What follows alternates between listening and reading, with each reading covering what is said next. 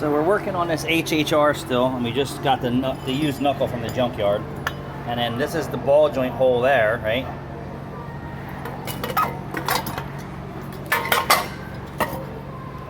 That's the worn out one. And then that's the non-worn out one.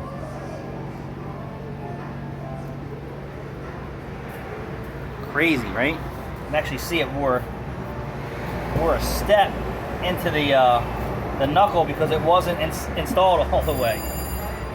This thing was a death trap. Completely amazing that someone was driving this thing around. Unbelievable. So now we're going to get it back together, and hopefully everything goes Gucci, Gucci, Gucci. So new strut, new link, new control arm, used knuckle, ABS harness, set the wheel alignment, and see what she feels like.